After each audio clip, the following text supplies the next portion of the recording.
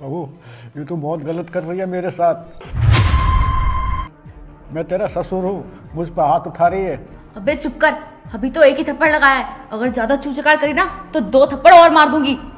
आने दे आज मेरे बेटे को, तेरी सारी करतूत उसे बताऊंगा। अच्छा, क्या बताएगा तू कि मैं तुझे बहुत परेशान करती हूँ, तंग करती हूँ? तू ना मेरी एक बात कान खोल के सुन ले, बेटा ना माँ बाप और बीवी में से हमेशा बीवी को चुनता है। बता क्या करेगा तू? तू उसे 10 बताएगा, मैं उसे 100 बताऊंगी, फिर सोच ले वो किसकी साइड लेगा, मेरी। बहू, ये बहुत गलत बात है, बहुत गलत कर रही है तू मेरे साथ। अबे ओ चुप कर, मुझे मत सिखा कि मैं क्या गलत और क्या सही कर रही हूँ। इससे पहले मेरा दिमाग खराब हो, घर के सारे काम हो जाने चाहिए। आई बात समझ में? चल हट पीछे।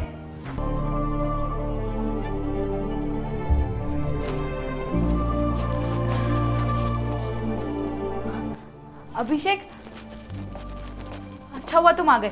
तुम्हें पता है आज पापा जी ने मेरे साथ क्या किया? ये देखो, उन्होंने मेरा हाथ जला दिया, वो भी पता है बस एक छोटी सी बात के लिए। पता है मुझे कितना दर्द हो रहा है। क्या ये पापा जी ने किया है? मैं अब और नहीं रह सकती ऐसे। तुम एक काम करो, आज के आज पापा को घर से बाहर निकाल दो।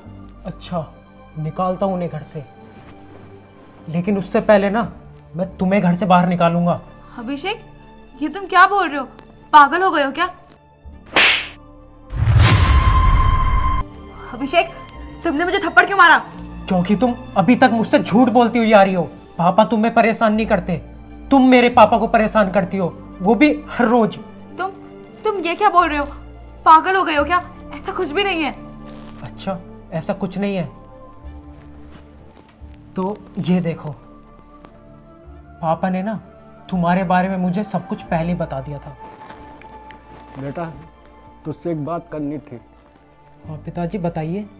अभिषेक, ये जो तेरी बहू है ना, मेरे साथ बहुत गलत व्यवहार कर रही है। मुझ पे सारे काम कराती है, झाड़ू पोछा बर्तन कपड़े, यहाँ तक कि मुझ पे हाथ उठाती है। घर का सारा काम करने के बाद भी 2 वक्त का खाना नहीं मिलता मुझे। पापा, आपको पता भी आप क्या बोल रहे हो? प्रीत ऐसी हरकत कभी नहीं कर सकती। वो आपकी सेवा करती रहती है और आप उस पर इतना घटिया आरोप लगा रहे हो। मैं अच्छे से जानता हूँ उसे।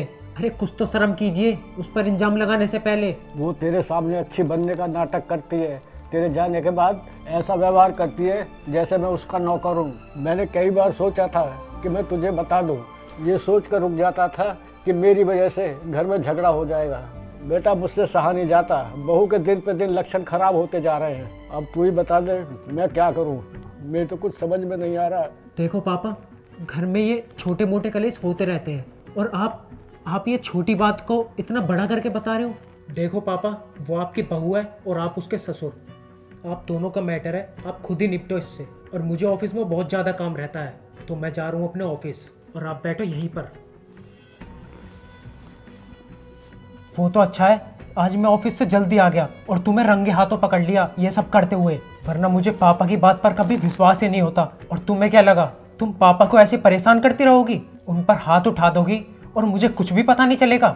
मुझे शर्म आ रही है तुम्हें अपनी बीवी कहते हुए। मेरे पापा ने तुम्हें अपनी बेटी की तरह रखा और तुम उनके साथ ऐसा व्यवहार कर रही हो। तुम खुद सोचो, अगर मैंने तुम्हारे पापा के साथ ऐसा व्यवहार किया होता तो तुम्हें कैसा लगता, बताओ। और आज मुझे पता चला कि तुम जो मेरे सामने उनकी सेवा करती थी वो सब एक ढोंग था, नाटक था, है ना?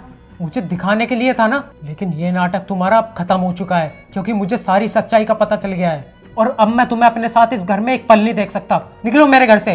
देखो अभिषेक, प्लीज मुझे माफ कर दो, मुझसे बहुत बड़ी गलती हो गई।